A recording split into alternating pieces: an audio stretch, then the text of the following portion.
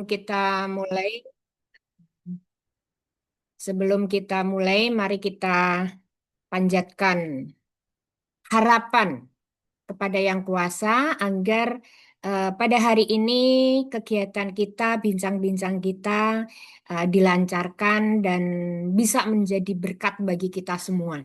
Mari ibu-ibu semua kita panjatkan doa menurut keyakinan kita masing-masing. Berdoa dimulai.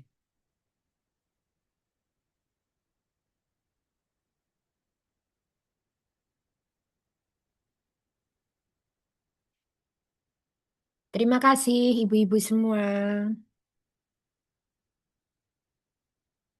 Baik, Ibu. Bu Aprina, mana Bu Aprina?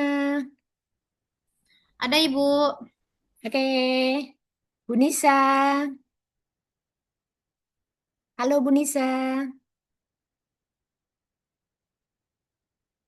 Bu Nisa. Ya Ibu. Oke. Bu Kalida. Bu Kalida. Pagi, Bu. Bagi buka aja deh kamera dikit. Eh, Mohon maaf, Ibu, kan masih mengawat di ruangan. Gak apa-apa. Pengen lihat Ibu sedikit aja.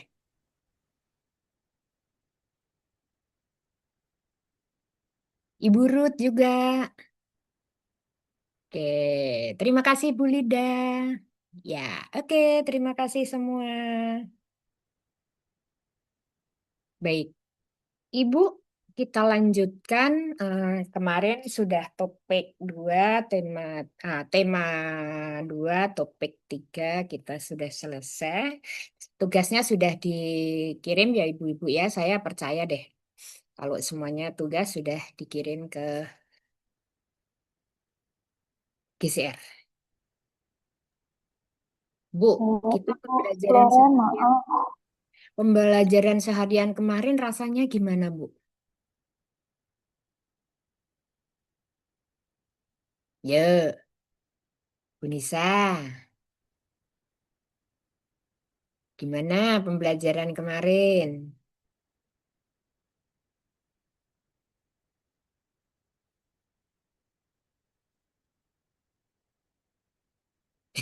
Wah, muridnya banyak ya.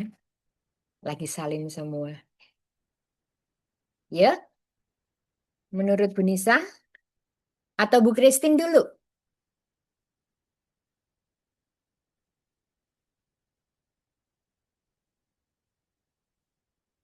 Iya Bu. Ah, pembelajaran kemarin, kita bincang-bincang kemarin, menurut Ibu gimana Bu Christine? Aduh, kalau dipakai dua-duanya, suaranya ini ya Bu ya. Sebentar saya Ya, matiin dulu yang ini. kedengeran? Ya, Ya. ah, gimana? Ya, kalau menurut saya bincang-bincang kita kemarin apa ya? Seru banget sih Bu. Jadi kita tahu dari masing-masing sekolah hambatan dari eh, apa namanya ya?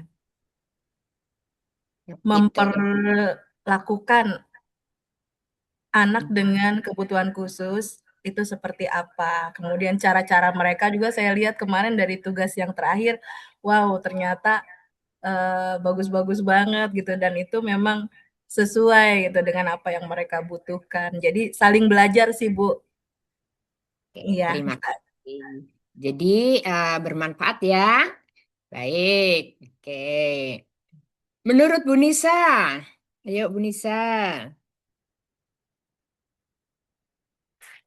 bagaimana Bu Nisa? Menurut Ibu, Ya Ibu, seru sih Bu karena kita jadi bisa Mengevaluasi saling semua materi. apa, saling berbagi informasi, saling berbagi pengalaman. Jadi kalau misalnya nanti di kemudian hari ada siswa ABK yang mungkin punya kasus yang sama, kita jadi punya pengalaman. Oh kemarin pengalaman dari Bu Ida, pengalaman dari Bu Maya bisa mungkin bisa diterapkan. oke. Bu Maya, silakan. Makasih Bu Nisa. Baik, Bu. Terima kasih buat itu. Bu, suara saya masih muncul. Mendem.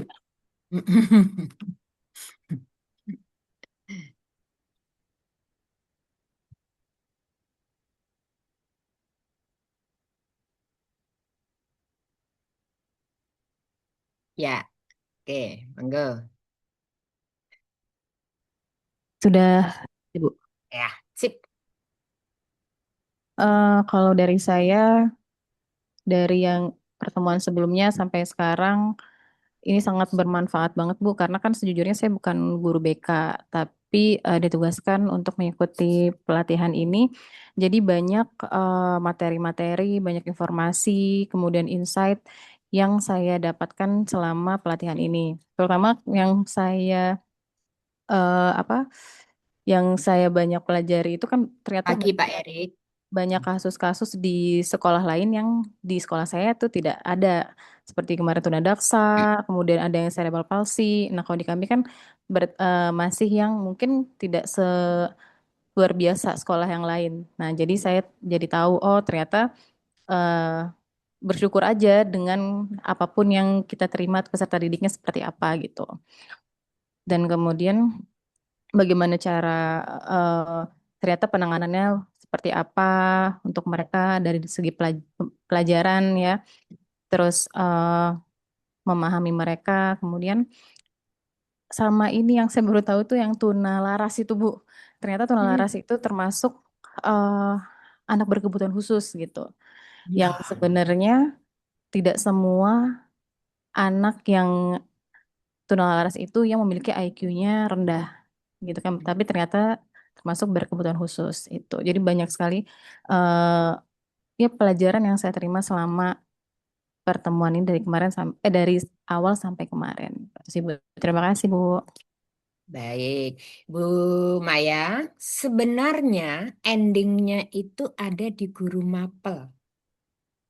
Nah, Iya guru Bu. BK mendampingi guru mapel, konseling, ya kan, pendampingan. Ini adalah guru BK. Namun di guru bidang studi ini, eh, apa ya? Karena nanti akan membuat namanya laporan hasil belajar yang berupa rapor. Nah, Iya. maka yang pegang itu adalah guru bidang studi, guru mapel, guru bimbingan konseling sebagai konselor, kemudian sebagai pendampingan, ya. Jadi saya memang berharap sih guru-guru mapel ini bagaimana sih memberikan pelayanan anak-anak di dalam kelas itu secara inklusif.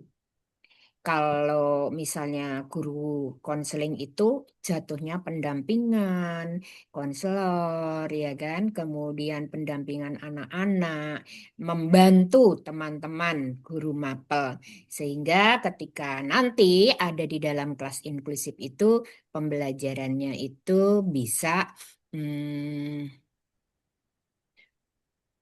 bisa memenuhi kebutuhan dari peserta didik tersebut. Nggak mungkin kan guru Heeh. konseling itu memberikan nilai, oh matematikanya, Bu, guru matematika si A ini harusnya nilainya sekian. Nah, tidak kan. Nah, ini yang pegang peranan adalah guru mapel. Gitu, ya kan? Iya Bu. Mengapa sering yang diikut sertakan itu adalah guru bimbingan konseling? Karena memang guru konseling ini memang sebagai konselor pendampingan penuh, kemudian bagaimana melayani anak dengan segala karakteristiknya. Namun jangan lupa bahwa guru mapel pun juga punya Berperan. berperan di situ, yaitu endingnya adalah laporan hasil belajar.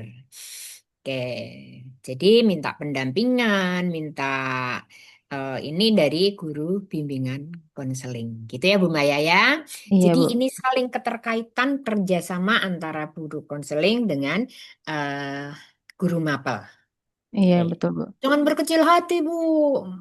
Malah justru yang nanti endingnya bikin laporan itu adalah guru mapel.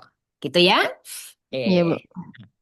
Nih, guru konseling ini bener nih, mempus. Ayo Bu, gitu. Anaknya, ayo gimana kamu belajar dengan Bu Maya? Nah, kemudian Bu Kristi, gini loh Bu Maya. Nah, jadi pendampingan-pendampingan saling kolaborasi antara Bu Maya dengan guru konseling, guru mapel terutama. Gitu ya Bu? Oke, Iya Bu. saya sendiri guru fisika ya Bu. Hmm, Oh iya. saya sendiri guru fisika. Namun saya sudah purna tugas, sudah 6 tahun. Oke, Oh, luar biasa, Bu. Iya, karena kan ya. kalau di sini yang saya lihat itu, ya termasuk saya, Bu. Jadi belum, apa namanya, baru melaksanakan tadi yang kemarin saya sampaikan gitu, Bu, diskusi, kemudian mereka dibagi peran. Tapi untuk Hmm, materi, ya hmm, yang ABK itu mengikuti hmm, gitu. hmm, Jadi paling ke apa personal ke anaknya. Jadi belum ada secara spesifik seperti yang kemarin ya dibedakan. Oh ini tentang materi, tapi bentuknya berbeda gitu. Tapi ada hmm, juga beberapa guru yang sudah menerapkan namun tidak materi yang diberikan. Jadi ya udah mereka senangnya apa menggambar dikasih buku gambar gitu. Tapi kan hmm. ternyata bisa juga kita masukkan materi itu tapi sederhana. Ya. Seperti itu. Nah, itu yang saya dapatkan dari materi kemarin gitu, Bu. Jadi ternyata ya tetap kita bisa memberikan materi, namun ya tadi secara sederhana gitu. Yang dimana Diadaptasi. ya Ya. diadaptasi. Yang Hmm, kemarin saya tanya ke Ibu juga kan, Bu, oh ternyata walaupun berkebutuhan khusus diberikan ujian tetap remedial dan hmm, terus belum nggak bisa remedial kembali dengan standarnya mereka gitu. Nah, itu iya. saya jadi paham, oh ternyata ada juga remedial karena kan selama ini ya ya sudah mereka mau apa diberikan yang sebisanya mereka atau mereka mengikuti kemudian diberikan nilai gitu. Hmm, Nah, tapi hmm. ternyata kita Jadi, bisa ada oke, ukuran saya yang potong ya. lebih. Ya, Bu, Saya silakan, Bu. potong ya. Eh, Ya. Jadi udah deh anak itu si ABK itu kasih KKM aja, nggak Nah, gitu. iya, Bu. Ya kan? Iya. Jadi ada adaptasi, adaptasinya itu mungkin dimodifikasi, mungkin ada disubstitusi, mungkin ada yang dihilangkan, ya kan? Oke, saya berikan contoh tadi, kalau yang lain analisis, ya boro-boro dia bisa menganalisis, menyebutkan saja. Nah, kira-kira seperti itu. Pagi Bu Yani, Bu Hermin, pagi. Selamat pagi Bu Atik. Seperti Pagi, biasa ya Ibu. Bu, sambil mengawas. Sama saya juga ya, Baik. Bu, sambil mengawas. Ya Izin. wis. Heeh. Memang kondisinya seperti ini Iya, mau memang kok. diapain lagi. Oke, Ya, baik. Ibu terima dan kasih, Bapak Bu. kita lanjutkan ya, sama-sama. Kita lanjutkan materi berikutnya ya. Kita eh, hari ini kita akan melanjutkan di tema 3 topik 1. Oke, saya share tema 3 topik 1. Oke. Apakah sudah terlihat?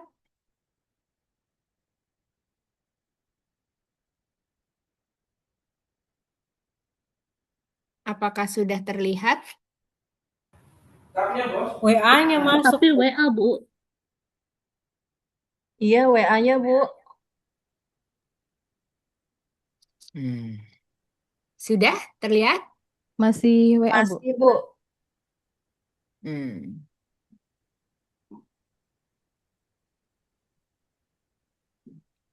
Kabari kalau sudah terlihat. Sudah terlihat, namun ya ini Bu, yang Masih WA, di-share Bu. itu bukan materi, Bu. Di stop Apa? dulu, Bu. Tampilan WA, Bu. Di stop dulu. Heeh. Nah, kemudian Oke. di-share kembali, Bu. Karena yang tampil berbeda, Bu. Oh, yang tampil beda. Iya, Bu. Yang tampil apa tadi? WA WhatsApp, ya? Bu. Iya. Ya ampun.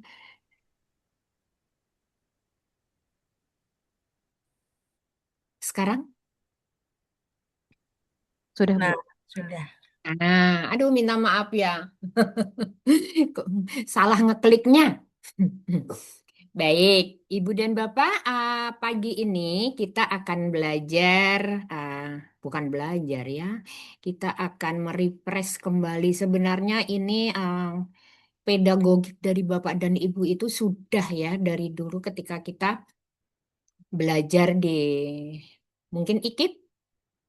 Kalau IKIP ya, yang jelas adalah Fakultas Pendidikan. Ya, oke. Apakah dari jurusan ada yang dari jurusan bukan pendidikan? Saya bukan pendidikan, Bu. Ilmu murni ya? Iya, ilmu murni. Nah, ilmu murni. Oke, ada yang lain?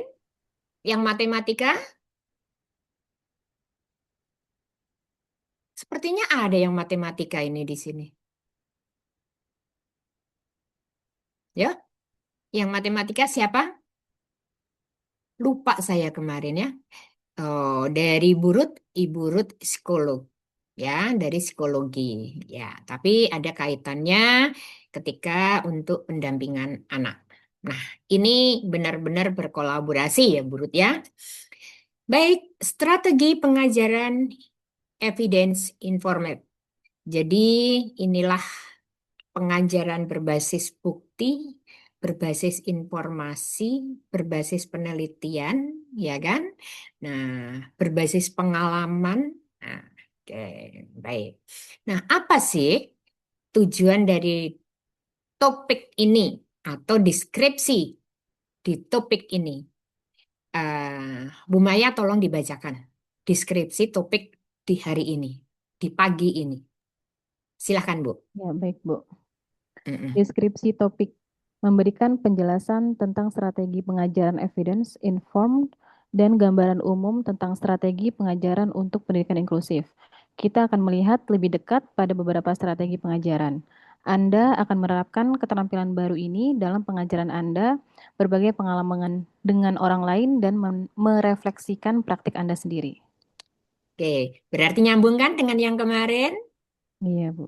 Iya, Bu Nisa ada kemarin tadi mengatakan bahwa kemarin itu pengalaman-pengalaman dari rekan-rekan, ya kan? Bisa diambil. Kemudian Bu Maya juga, oh ternyata, ya kan? Anak-anak berkebutuhan khusus itu juga bisa remedial. Baik, kemudian tujuannya Bu Maya. Hmm. Tujuan pembelajaran, jelaskan berbagai strategi pengajaran evidence informed termasuk teknologi asistif di kelas inklusif. Menerapkan strategi pengajaran evidence informed yang mendukung pendidikan inklusif. Baik, jadi inilah tujuan kita di pagi hari ini, bahwa kita akan eh, ngobrolin ya, ngobrolin tentang strategi pengajaran baik yang berbasis bukti, berbasis pengalaman, berbasis penelitian. Untuk apa? Basis-basis ini digunakan ketika kita akan menyusun rencana pembelajaran, kemudian memberikan pembelajaran yang inklusif di kelas yang memang ada anak-anak yang berkebutuhan khususnya. Sehingga apa? Di dalam kelas tersebut menjadi ramah terhadap pembelajaran. Gitu. Baik. Nah, ini pengajaran evidence informed, praktik mengajar berdasarkan bukti untuk meningkatkan kualitas pembelajaran murid. Satu, bukti penelitian, ya kan? Menggunakan hasil riset pendidikan. Ibu punya hasil riset nggak? Kecil-kecilan gitu loh, Bu, ibu-ibu. Inilah penyakitnya guru, bahwa kita itu sudah melakukan, sudah ini, tetapi kita tidak memfilekan, tidak mendokumentasikan. Kita, oh ya kemarin ini. Nah, ketika kita sudah ngobrol seperti ini, iya Bu, saya pernah melakukan. Nah, inilah.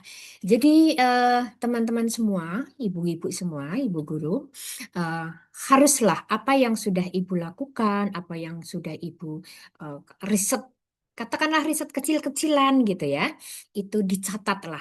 Siapa tahu next, ya kan, itu akan berguna sekali ketika kita memang harus melayani anak-anak yang setiap tahunnya itu pasti kondisi, karakter, ya kan, kemudian lingkungannya itu pasti akan berbeda. Saya berikan contoh, misalkan, kalau tahun kemarin itu begini-begini, nah sekarang sama angin aja, nggak bisa karena anaknya itu berbeda. Nah, maka di dalam pengajaran berdasarkan bukti ini, gunakanlah bukti penelitian Bapak Ibu. Juga bukti penelitian mungkin dari jurnal-jurnal, ya kan? Yaitu yang menyangkut tentang pendidikan. Kemudian data pembelajaran. Nah, kita menganalisis data hasil belajar siswa. apa yang sudah Ibu risetkan, apa yang sudah Ibu teliti, apa yang sudah Ibu lakukan, ya kan? Lakukan aja deh bahasa membuminya. Nah, kalau riset itu kayaknya kok sudah tingkatan yang tinggi gitu ya. Tapi apa yang sudah dilakukan? Kita menganalisis data hasil belajar dari siswa. Kemarin datanya seperti apa? Oh, ternyata kemarin anak ini oh, kurang ya. Maka, oh ya sudah. Maka inilah data-data yang kemarin kurang itu kita refleksikan menjadi suatu pengalaman. Nah, sehingga nanti ketika kita mulai praktik mengajar, maka data-data ini yang sudah kita analisis ini, maka kita refleksikan. Untuk apa? Untuk perbaikan pada layanan pembelajaran berikutnya. Nah, tentu saja untuk apa sih ini gunanya? Gunanya adalah supaya pembelajaran murid di dalam kelas itu progresnya itu selalu ada. Ya kan, yang tadinya nggak bisa menjadi bisa, yang tadinya dia harus konkret, bisa dengan abstrak, ya kan, di pembelajaran matematika, di pembelajaran apa kimia, fisika, kadang-kadang abstraknya itu eh, ada, ya kan. Oke, jadi bisa meningkatkan dari yang konkret menjadi yang abstrak. Baik, oke. Kemudian pengajaran berbasis bukti ini apa saja sih lingkupnya? Tentu saja harus ada bukti penelitian. Apakah ibu-ibu sudah melakukan PTK? Kita mau naik pangkat loh, kita PTK, penelitian tindakan kelas. Ini saatnya ibu-ibu semua, ya. Penelitian tindakan kelas. Bukti penelitian, kemudian ada strategi pengajaran yang efektif. Penilaiannya profesional, ya yang benar, otentik gitu. Nah, kemudian dari sini maka diadaptasilah kontekstualnya. Inilah pengajaran berbasis bukti. Adaptasi konteks, kemudian ada penelitian, strategi yang pengajarannya yang efektif, maka didapatkanlah penilaian yang benar-benar otentik secara profesional. Nah, inilah pengajaran yang berbasis bukti. Oke. Buktinya apa? Ini loh, ya kan? Berupa kertas folio atau instrumen dari anak-anak jika memang anak-anak itu menggunakan hard copy. Atau apa sih buktinya? Oh, pakai Google Form misalnya. Nah, itu kan bisa di screenshot ya. Bisa untuk dicetak kembali. Oke, berikutnya. Kemudian perbedaan antara pengajaran evidence informat dengan pengajaran evidence based. Jadi, kita dari aspek dasarnya menggabungkan penelitian, pengalaman profesional, dan konteks. Kalau di base, tergantung pada bukti penelitian yang ketat. Artinya yang ketat itu benar-benar penelitian itu penelitian ilmiah gitu ya. Kalau di IPA kan ada nih, dimulai dari ketemu, dimulai dari dicoba, kemudian dicoba lagi, dan seterusnya. Kemudian ada fleksibilitas. Nah, kalau di informality ini mudah beradaptasi dan peka terhadap konteks. Kalau di base lebih kaku berdasarkan protokol yang telah ditetapkan, seperti jurnal gitu ya. Ya. Kemudian jenis-jenis bukti mencakup berbagai macam bukti termasuk kawasan kualitatif. Kemudian kalau di base fokus pada bukti kuantitatif dan empirisnya. Kemudian di aplikasinya diusahakan dengan kebutuhan ruang kelas dan peserta didik secara spesifik. Di base terstandarisasi dan divalidasi di seluruh pengaturan. Harusnya ya begini, harusnya gitu. Seperti yang Bu Maya bilang, standarnya ternyata bisa dibedakan. Nah, ini. Oke. Kemudian peningkatan keseimbangan. Diperbarui secara berkala. Berdasarkan apa? Temuan baru dan umpan balik praktis. Oke, ya. Jadi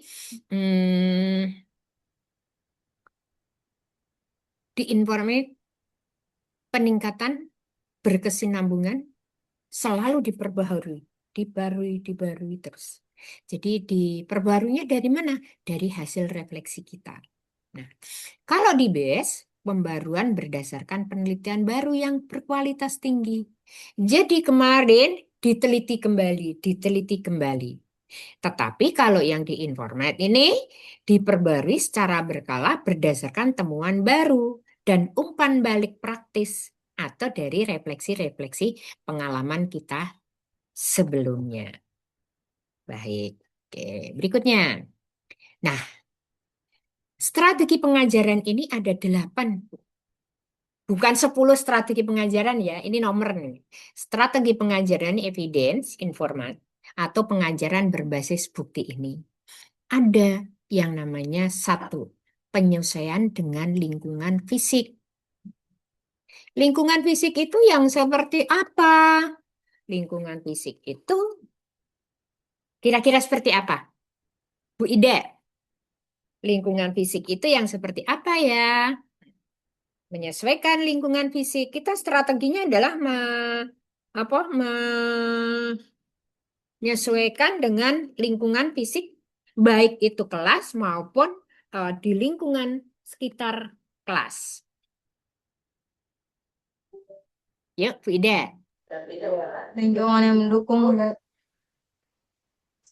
mendukung proses pembelajaran siswa, baik yang umum maupun yang ABK. Misalnya,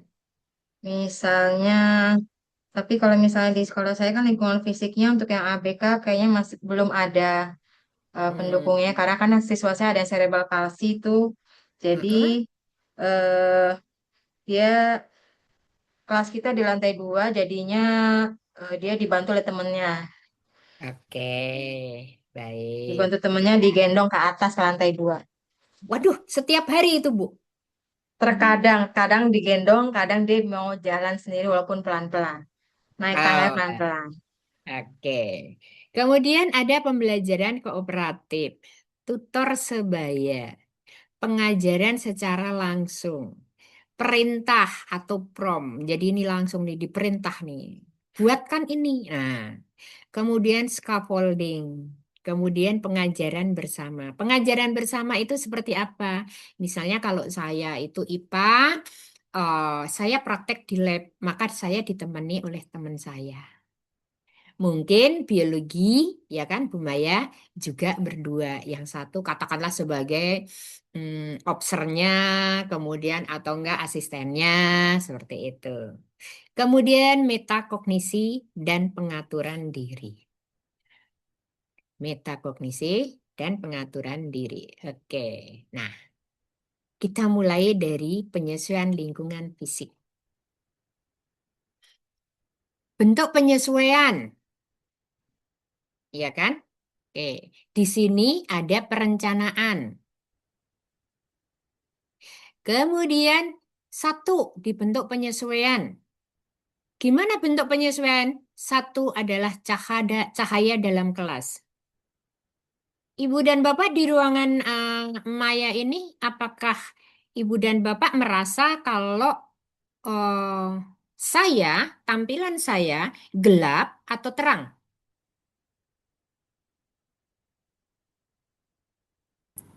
Terang, Bu. Terang, jelas?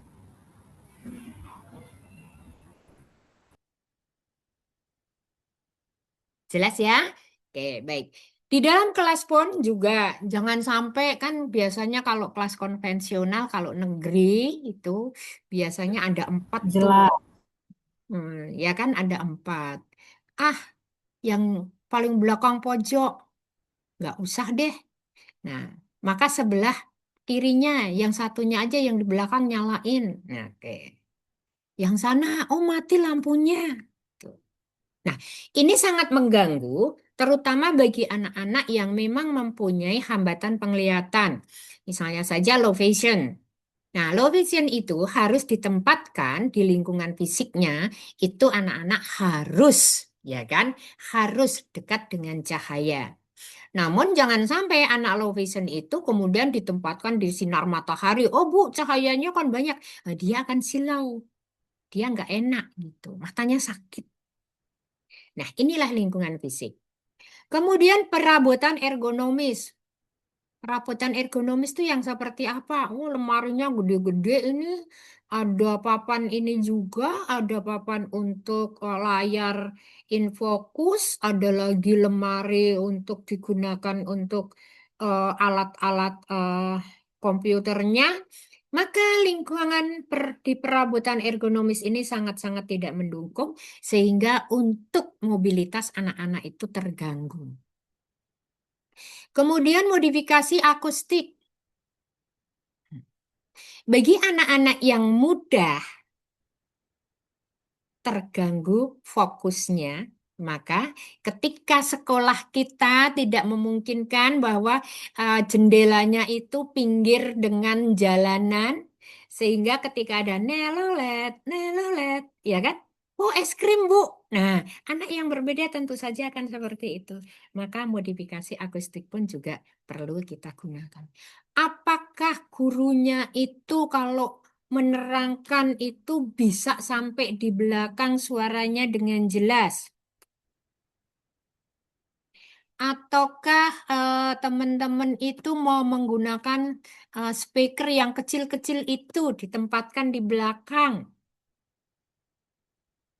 Kan saya lihat nih di satu sekolah nih, teman-teman yang milenial tuh pakai headset, kemudian pakai mic, kemudian yang di belakang itu diletakkan begini mikrofon yang salon kecil seperti ini, sehingga ada di belakang itu terdengar. Saya tanya, emang suaranya nggak sampai di belakang, Bu? Bu, kalau sudah siang itu, dulu lemes banget, Bu. Saya ngajar 6 kelas loh, Bu. Nah, satu hari ini full, Bu, 8 jam pelajaran. Nah, maka saya bisa dibantu, Bu, dengan audio yang dari mic yang kecil itu. Ya, bisa kok. Jadi ini mengintegrasikan teknologi. Ya kan? Yang akustik, modifikasi akustik, kemudian diintegrasikan dengan teknologi. Bukankah kita menggunakan teknologi ketika kita menggunakan mic, ya kan? Salon kecil. Nah, kemudian kualitas udara. Nah, ini kalau di Jakarta yang sangat sulit. Kalau kelasnya itu sudah ber-AC semua. Kelasnya ber-AC nggak, Pak, Bu? Ber-AC, Bu. Ber-AC, Bu. Ber-AC. Kalau di Oke. kami tidak, Bu. Di tempat siapa yang tidak? Di SMA 33, Bu. Karena kan kita nanti gedung baru ya, Bu. Gedung baru Oh, tidak boleh pakai AC. iya, emang. Padahal Lagi, Jakarta lagi panas dibangun sekali. ya, Bu Yani? Iya, iya benar Bu Maya. Lagi Gabung dibangun. Kita sama lagi SD ya, numpang. yang lantai 5. Iya. Sampai Efisiensi lantai 5 nanti, ya, nanti ada liftnya ya. Udah Iya liftnya. betul Bu. Sampai lantai 5 Bu. Nanti ada Nanti liftnya. main ke sekolah Bu Yani. Iya boleh Bu. Main ya Bu ya. Iya Oke, silakan seperti Bu. apa nanti kondisinya? Oke. Nah, boleh, boleh. ya Pak Andri mau bicara? Enggak, Bu, cukup, Bu. Oke, baik. Nah, nanti kualitas udara pun di sekitarnya juga ah, kita perhitungkan. Gerah banget. Nanti anak-anak apa? Sibuk dengan ginian. Apa nih? Nih, sibuk dengan ini, ya kan? Bu, panas, Bu, gerah gitu. Iya, tapi jangan sibuk. Perhatikan, kita sudah minta anak-anak untuk memperhatikan, tapi anak sibuk dengan kipas kecil gini. Ya kan? Jadi kualitas udara memang perlu diperbarui. Kemudian aksesibilitas. Aksesnya untuk anak-anak mungkin nanti Bu Yani pakai lift ya. Aksesnya, wah enak nih. Jadi kalau seperti saya lututnya sudah nggak Nggak seperti anak-anak yang memang masih muda ya. Sangat membantu bagi rekan-rekan atau teman-teman yang memang ya kan kondisi fisiknya sudah mulai menurun. Kemudian ada papan petunjuk. Saya pernah lihat di satu sekolah ada papan petunjuk. Oh, di sana ketika pas ada di persimpangan gitu, ada petunjuknya nih. Toilet putri. Oh, sebelah sana tanda panahnya. Toilet pria ada tanda panahnya, ya kan? Kemudian ruangan kepala sekolah ada tanda panah. Kemudian ruang kelas tanda panah lagi untuk yang di atas sekian sekian sekian. Nah, ini papan petunjuk. Bisa, ya, bisa. Tata letak ruang. Nah, ini sangat berpengaruh nih tata letak ruang. Saya berharap nanti sekolahnya Bu Yani tata letak ruang ini penyesuaian-penyesuaian fisik ini untuk berkebutuhan khusus sudah ada ya Bu ya. Semoga. Iya Kalau Bu, di semoga. selatan itu lingkungan fisik itu sudah ada aksesnya untuk ke lantai. Karena SD itu untuk zamannya saat itu lantainya adalah lantai 3, maka ada jalan miring sampai dengan lantai 2. Ada SD di selatan itu ada. Nah, kemudian di perencanaan, tentu saja analisis kebutuhan seperti yang kita bilang tadi, analisis kebutuhannya apa, ya kan? Anak dengan cahaya, dengan pendengaran, konsultasi dan kolaborasi, ya kan? Kemudian skala prioritas. Skala prioritasnya apa? Tidak mungkin dengan ujuk-ujuk sekonyong-konyong gitu membangun lift, kan tidak mungkin. Skala prioritasnya apa dulu. Kemudian ini yang sangat-sangat aduhai, ya kan, yaitu perencanaan anggaran, ya kan. Nah, tentu saja bagi kepala sekolah dan teman-teman yang sering membantu untuk perencanaan anggaran ini kadang-kadang pusing juga. Tiba-tiba ada anak yang harus dilayani seperti ini, tetapi kita tidak bisa menganggarkan karena anggaran sudah ditutup misalnya. Wah, ada pembaruan anggaran, ada pembaruan ini sampai nanti jam 12 malam, ya kan? Oke, siapa yang suka membantu itu? Nah, ya kan perencanaan penganggaran ini memang benar-benar apa ya, sangat sensitif. Implementasi, ya kan? Nah, nanti bagaimana lingkungan fisik ini akan kita implementasikan. Kemudian evaluasi dan penyesuaian. Nah, ini evaluasi dan penyesuaian dari kemarin sudah ya. Oke, berikutnya Ibu dan Bapak. Nah, kayaknya udah ya cukup ya. Ini lingkungan fisik sudah dari kemarin sambil kita bahas-bahas.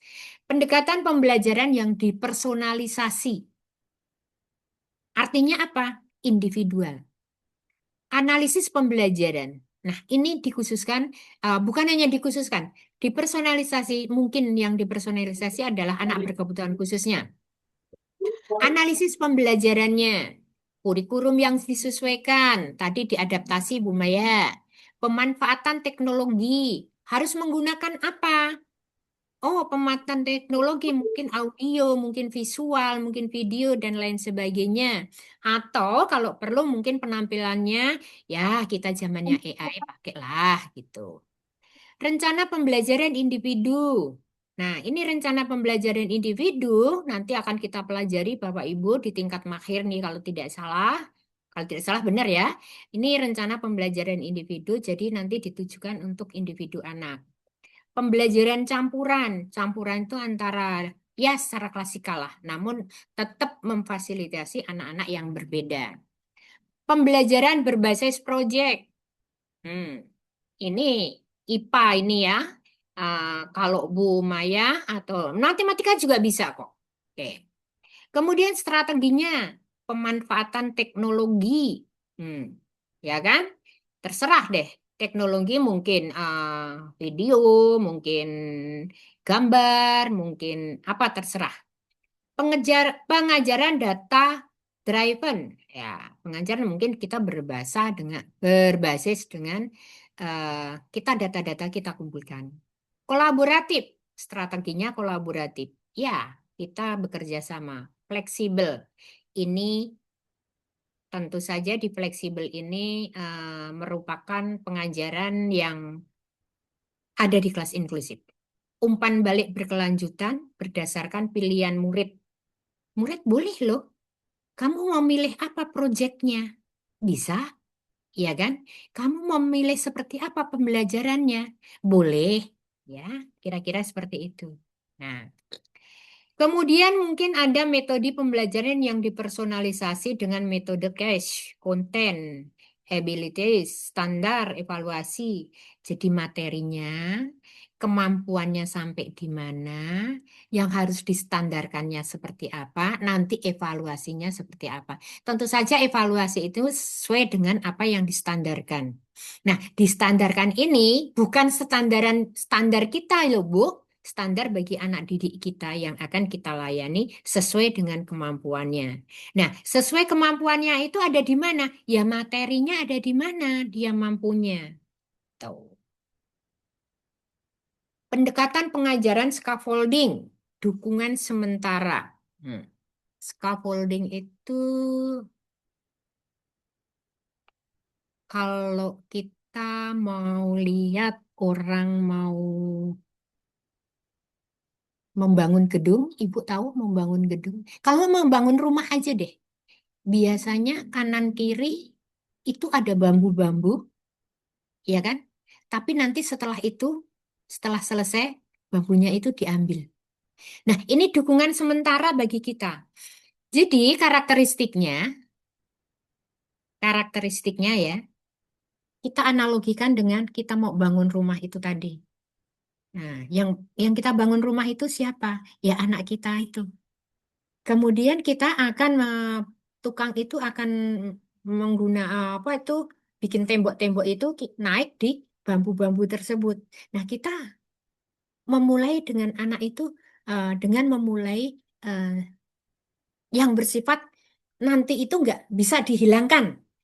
Nggak mungkin kan kalau kita bikin rumah itu terus kemudian kayu-kayu bambu-bambu itu masih tetap aja di pinggirnya. Nggak, nanti akan dihilangkan.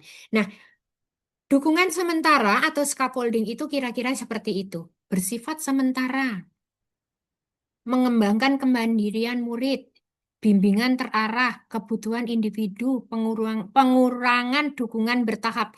Jadi awalnya kita tuntun dulu sedikit. Kalau mau menulis, ini tangannya kita pegangkan. Kalau sudah kita lepas. Biasakan, oh harus pakai dengan garis. Siapa kemarin yang minta anaknya, orang tuanya beli apa itu buku yang ada garis-garisnya, ya kan? Nah, itu scaffolding, Bu. Jadi kebutuhan individunya itu apa, kemudian bantuan-bantuan itu bersifat bertahap sementara.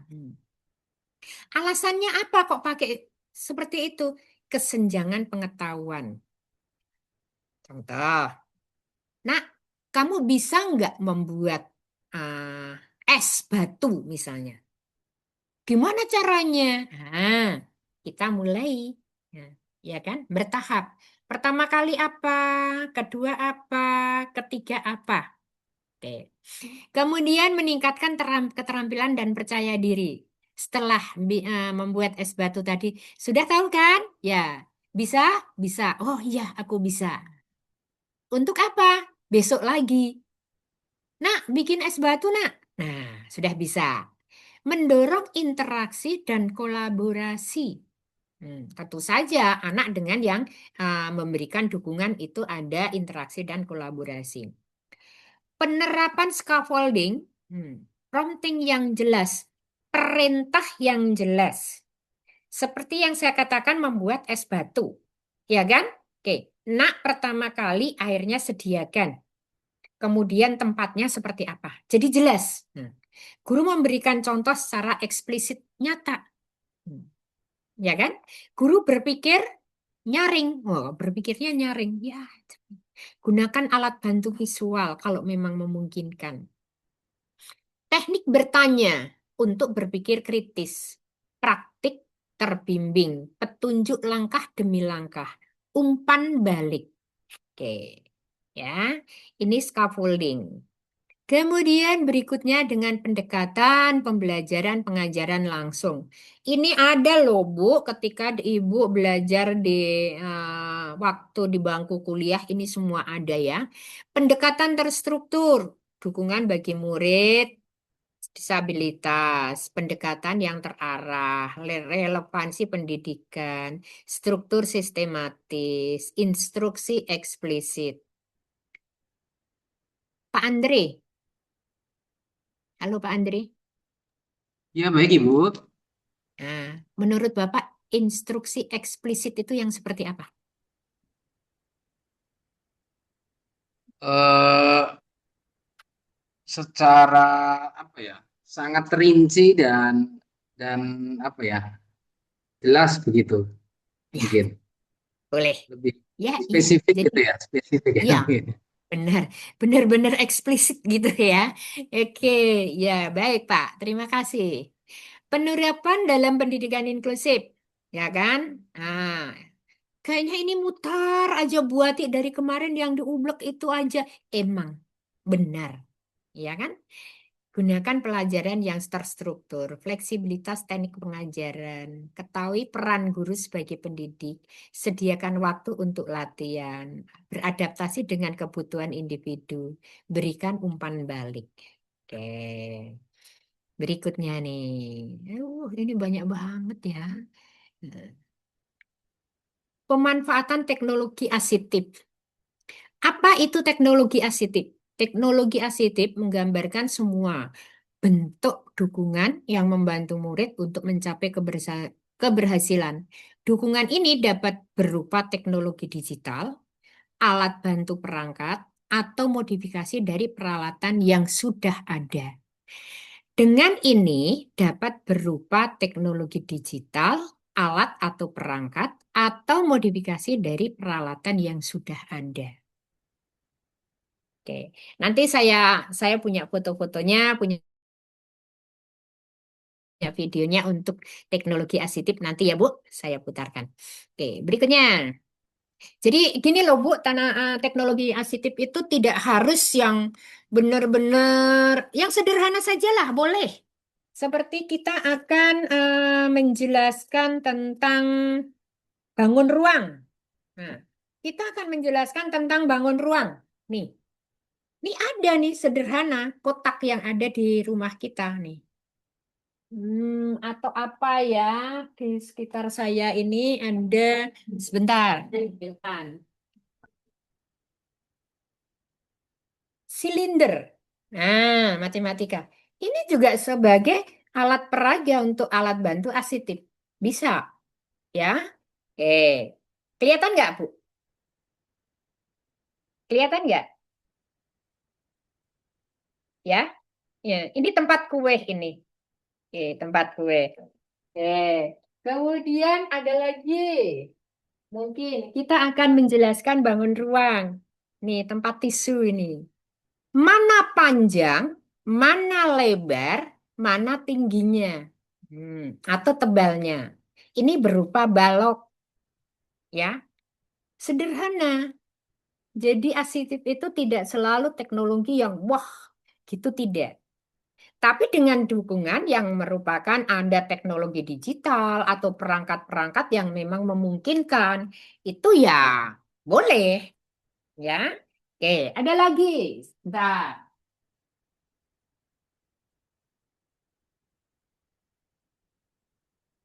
Tidak harus anak-anak itu seperti ini. Nah, bagi anak-anak low vision, ini ada alat nih. Ya, ada alat. Oke, seperti ini.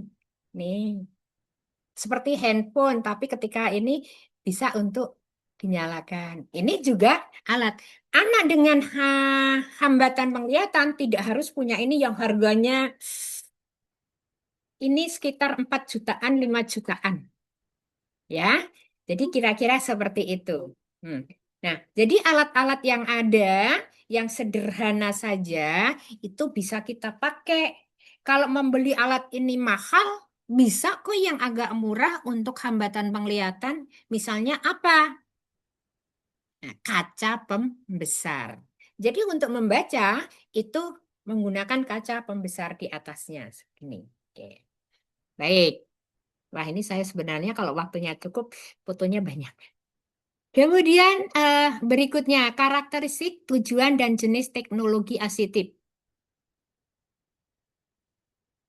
Karakteristiknya, produk eksternal, meningkatkan fungsi dan kemandirian.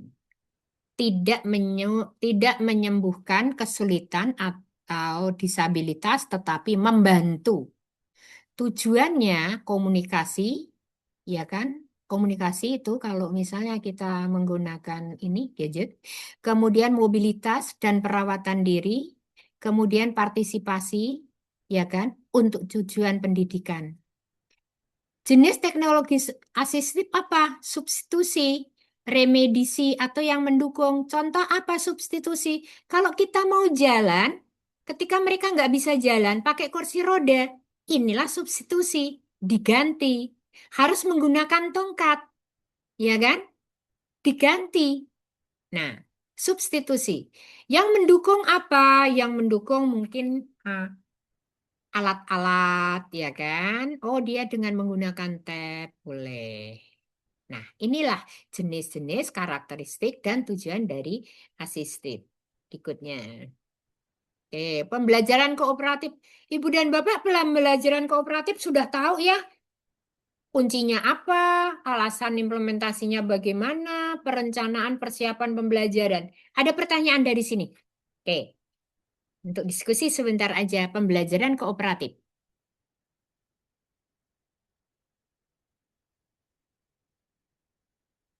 Ya, intinya adalah jelas. Berkelompok, menghargai kerja. Nah, diimplementasikan untuk apa? Yang jelas adalah untuk hasil akademik yang meningkat. Ya udah anak berkebutuhan khusus sehingga dapat nilai dari nilai kelompok. Ya kan? Nah, ini harus direncanakan benar-benar. Kreasikan pedoman kelompok, tentukan tujuan yang jelas, bentuk kelompok yang heterogen, jangan yang pinter-pinter semua, kemudian yang nggak bisa semua, atau laki-laki semua, perempuan semua, ya kan? Kecuali memang sesuatu yang memang mengharuskan laki-laki semua, perempuan semua, berbeda, oke ya? Kemudian murid diberikan peran yang jelas. Kamu tugasnya apa? Contoh. Kamu ketua kelompok, kamu sekretaris kelompok. Nah, nanti ketua kelompok, kamu nanti bikin ini, kamu nanti mencatat ini, misalnya. Jadi, jelas peran murid di dalam kelompok. Bangun semangat kolaborasi. Ayo, kita kerjasama semua. Kamu bikin ini, aku bikin ini, kamu yang bikin ini, misalnya. Oke, kalau pembelajaran itu memang benar-benar harus berkelompok. Kemudian tutor sebaya, ya kan karakteristik kolaboratif, bantuan akademik, interaksi terstruktur, dukungan inklusif. Ini tidak akan pernah lepas, ya kan? Tutor seusia. Tutor seusia itu artinya begini loh. Ya katakanlah seusia itu adalah di dalam kelasnya. Tutor lintas usia. Mungkin ini yang dimaksud adalah tutor lintas level. Level apa? Mungkin level kelas. Ya, bisa nggak anak berkebutuhan khusus di level kelas 11 dibantu oleh level kelas 10? Boleh, kenapa enggak? Ya kan? Atau ada kakak kelasnya. Bu, saya boleh nggak bantu anak yang ABK yang di kelas 10? Boleh, ya kan? Oke. Apakah setiap saat pembelajaran? Tidak. Ya kan? Ya, suatu ketika datang. Ada perlu bantuan apa misalnya. Kemudian yang anak yang perlu dibantu datang ke lintas usia. Aku perlu dibantu ya. Nah, peran guru jangan sampai lupa. Karena peran guru ini nanti yang menentukan contoh tutor sebaya.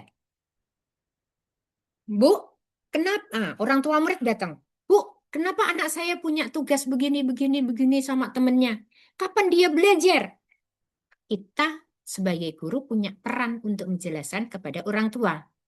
Bu, berbahagialah, bersyukurlah, ya kan? Anak kita diberi kelebihan. Kelebihan apa, Bu? Misalnya, kelebihan apa? Bisa membantu, bisa membagi ilmu, bisa eh, mendampingi temannya yang tidak bisa. Ini suatu berkat loh, Bu. Ya. Ini sesuatu banget yang sudah dianugerahkan kepada putra ibu. Bersyukurlah, Bu. Maka apa? Kondisi dari orang tua, dukungan dari orang tua, maka terima kasih, Bu, terima kasih anak saya bisa membantu, bisa berdaya guna bagi teman-temannya. Nah, kira-kira seperti itu. Peran guru harus bisa benar-benar memastikan bahwa tutor sebaya itu sangat-sangat bermanfaat. Pasangan yang struktur, penerapan tutor sebaya, bimbingan bagi tutor, tentukan dan sampaikan tujuan yang jelas, buat jadwal, evaluasi, refleksi, dan umpan balik. Oke, berikutnya. Aduh, banyak banget nih. Pendekatan pembelajaran dengan prompt. Prompt verbal, fisik, gestur, ya kan? Nah, kalau verbal udah ketahuan lah, fisik udah tahu. Kemudian gestur, ya udah gestur kita. Masa kita baru gini, gitu, iya. Nah, itu suatu gestur. Nanti anak-anak itu juga, apalagi anak-anak SMA sudah tahu lah namanya gestur itu seperti apa. Kemudian ibunya baru melirik gitu aja, oh, nah, ya kan? Kemudian umum, secara umum, terarah. Terarah itu ya serentak. Serentak untuk semuanya. Bimbingan bertahap. Awalnya, nah, buat dulu garis lurus. Kemudian garis lurus yang tegak. Kemudian garis lurus yang mendatar. Nah, kemudian dari yang mendatar sampai yang garis lurus di bawah, tarik lagi. Nah, bentuknya bangun datar segi 4. Oke. Bimbingan terarah. Alasan penggunaan prompt. Tentu saja meningkatkan keterampilan murid, mengajarkan keterampilan murid, mempercepat proses pembelajaran, mencegah kesalahan dan mengurangi transisi. Nah, ini transisi ini Ibu dan Bapak ya. Oke. Memberikan umpan balik langsung, fleksibel dan mendukung generalisasi. Yuk, banyak. Pendekatan pengajaran metakognisi dan regulasi diri. Pengetahuan deklaratif, pengetahuan prosedural, pengetahuan bersyarat, regulasinya perencanaan, pemantauan, mengevaluasi. Metakognisi itu gini loh, dirinya sendiri, ya, untuk dirinya sendiri. Bagaimana aku harus punya pengetahuan, caranya gimana, syarat pengetahuan itu bagaimana. Regulasi dirinya itu ya merencanakan gimana caranya saya bisa punya pengetahuan seperti ini. Nah, pengetahuan saya bagaimana? Ya harus dipantau. Kemudian juga, oh begini toh.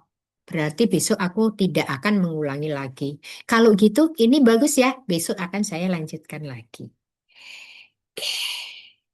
Banyak banget nih, Bu. Nah, strategi metakognitif dan korelasi dalam kelas inklusif. Nah, tadi sudah ya. Bertanya diri sendiri, bikin nyaring. Nyaring itu jernih gitu ya. Jurnal reflektif, pemetaan konsep, penetapan tujuan, pengajaran sebaya, pengatur grafis. Nanti seperti apa grafisnya? Oke. Oke. Pendekatan strategi pengajaran metakognitif. Alasannya kinerja akademis yang lebih baik, keterampilan metakognitif dan dapat ditransfer dalam berbagai mata pelajaran dan konteks.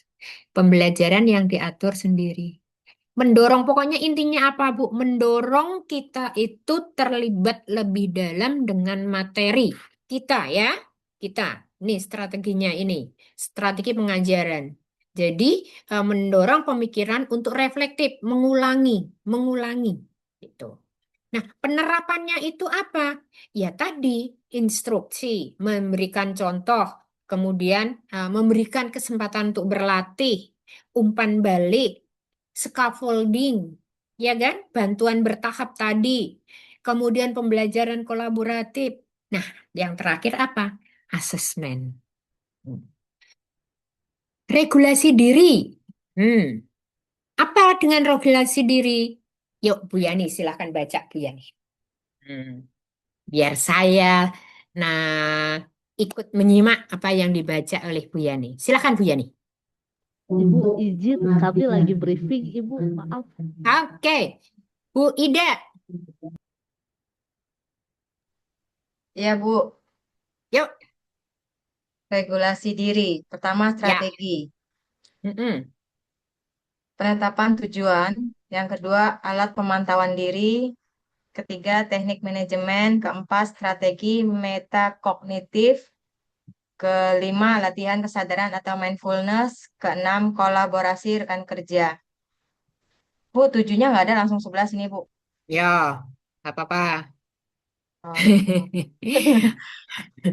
um, 11, umpan billing. Billing apa, Bu? Billing kans. Waduh, ini salah teknik. Yuk, berikutnya 12 saja. 11, kegiatan reflektif. 13, alat asesmen diri. 14, menciptakan lingkungan yang mendukung. 15, mengintegrasikan teknologi. Nih, yang dua ini, menciptakan lingkungan yang mendukung integrasi dengan teknologi. Nah, kembali lagi pada kegiatan reflektif. Ya, ya. Berikutnya alasan, Bu. Alasan menggunakan strategi regulasi diri. Yang pertama, hasil akademik yang lebih baik. Yang kedua, memiliki rasa kontrol yang lebih besar atas pembelajaran mereka. Ketiga, mahir dalam mengatur waktu mereka secara efektif. Keempat, murid lebih terlibat dalam menetapkan tujuan mereka sendiri. Kelima, mandiri dan mengambil alih proses pembelajaran. Keenam, mendorong pemikiran kritis. Tujuh, mengurangi kecemasan dan stres yang berkaitan dengan tugas-tugas akademik. Tugas-tugas akademik. Jadi mengurangi ya. Banyak banget tugas guru itu. Nah, baik, berikutnya sekarang. Nah, penerapan strategi pengaturan diri, penetapan sasaran.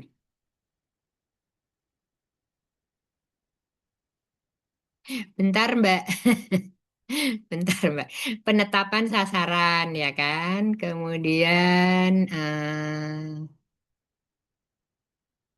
yang kedua, pemantauan diri. Yang ketiga, evaluasi diri.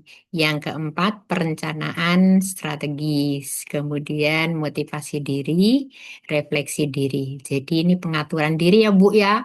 Ini dari kemarin sudah terus muter-muter terus di sini. Sekali lagi, penetapan sasarannya apa?